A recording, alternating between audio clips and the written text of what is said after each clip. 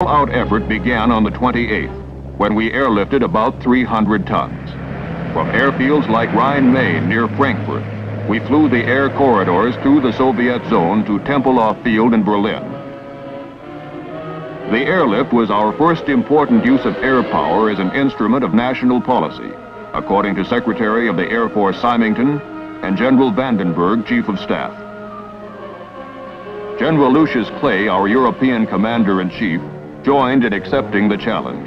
The call went out for cargo aircraft from all parts of the world. From the Caribbean, from Texas, Alaska, Hawaii, Panama, troop carrier squadrons sent C-54s. And before long, Mats was sending them too. In the States, Westover was our jumping-off place for airlift planes preparing to span the Atlantic. The Combined Airlift Task Force headquarters was established at Wiesbaden. The entire operation was now in business in a big way. Army, Navy, and Air Force, working together, gave an inspiring example of joint action.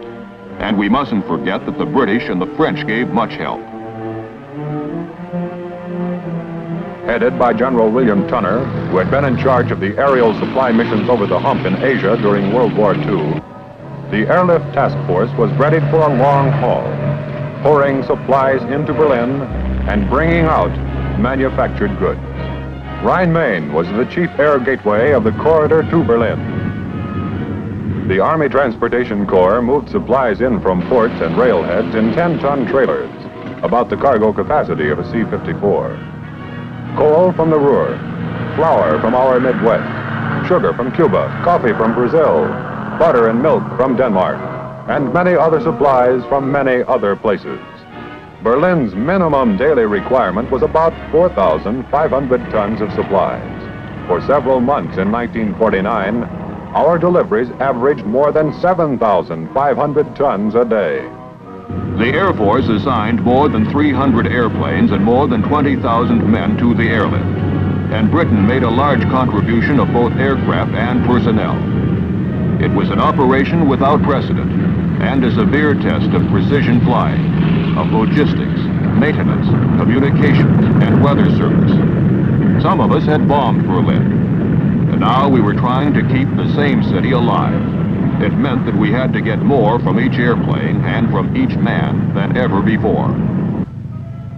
Takeoffs with full loads were 3 minutes apart. The air corridor to Berlin was narrow and dangerous. With 40 to 50 airplanes going through it simultaneously, they had to be accurately spaced. And until the late stages of the airlift, they were flown at 5 different levels, the levels being 500 feet apart. This called for extremely precise air traffic control.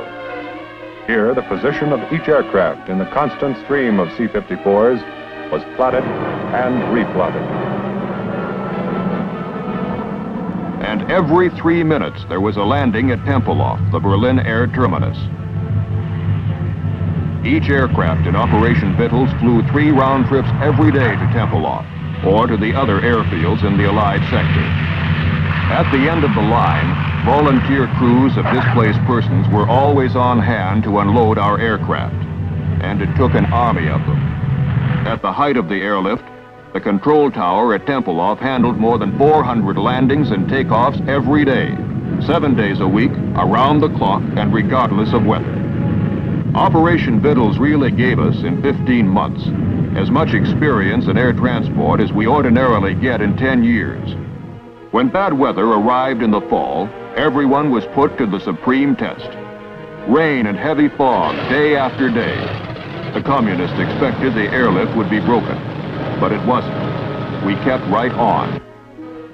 Army Airways communication system operated a network that fed information to ground control approach at Tempelhof. Rotating GCA antennae tied air and ground together.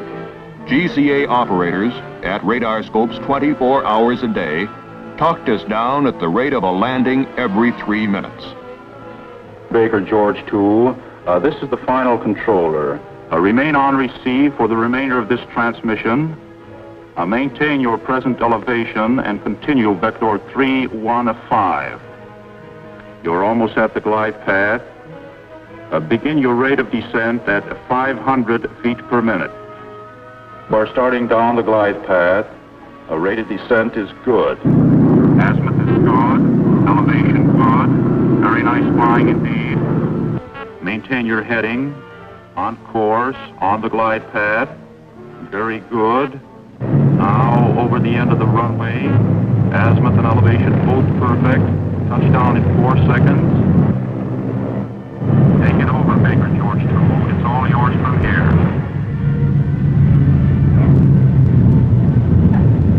At first we used a good many C-47s. But for an operation on this scale, they were too small and too slow.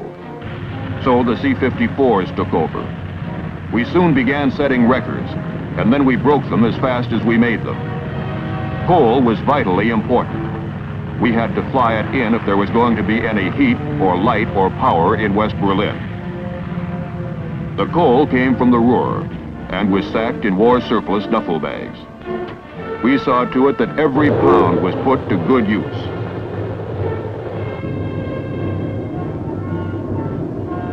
Berlin was saved because the airlift kept the fires burning, kept wheels turning, kept the ovens going.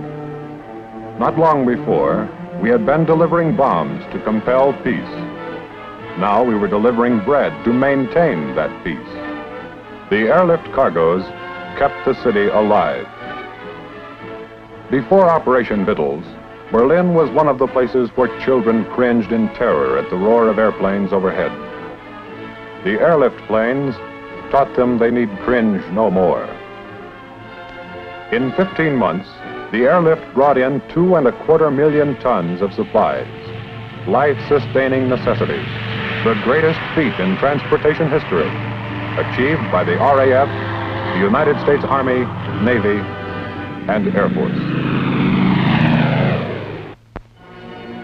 Meanwhile, in this building at Fort Worth, Texas, another great Air Force achievement of a different kind was taking shape. The B-36, the first genuine intercontinental bomber. No aircraft had ever had a wing spread like this, 230 feet. That's equal to a distance from home plate in Yankee Stadium to a point over 100 feet beyond the second base. No bomber ever had such tremendous fuselage space. From nose to tail and from wall to wall, the equal of 10 good-sized living rooms. The B-36 was first conceived in 1941, and by 1946, she was ready for her first test flight. Big, wasn't she?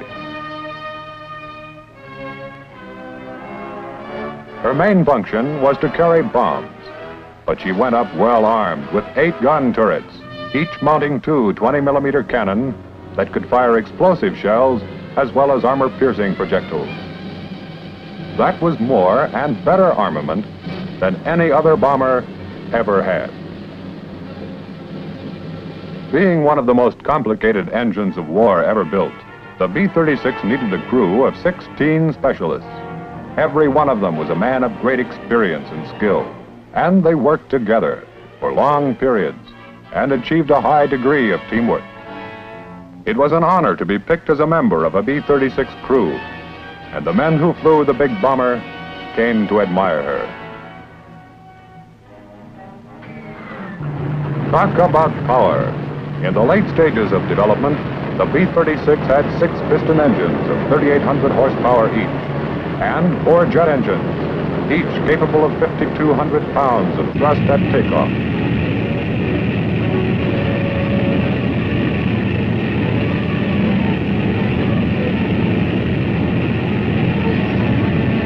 The big bomber had a much greater carrying capacity than any other aircraft so far produced. There was room in the 4 big bomb bays for 100 500-pound bombs, or when tremendously big ones were needed, the cargo could be 2 bombs, each weighing 21 tons.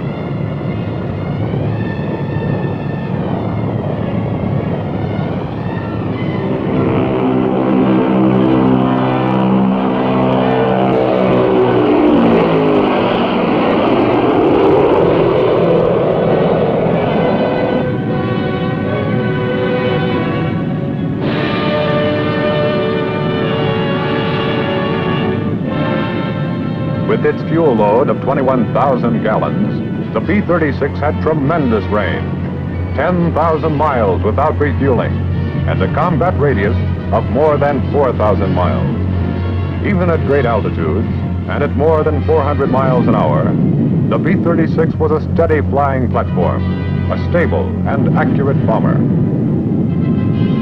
Over the target. With its speed, armament, and high altitude capability, the B-36 became the Strategic Air Command's Sunday punch. It gave the Air Force one of its best means of winning friends and influencing people. Largely because of this aircraft, the Strategic Air Command was the first military organization in history that could assault the heart of a remote enemy country from stateside bases within hours after the outbreak of a war.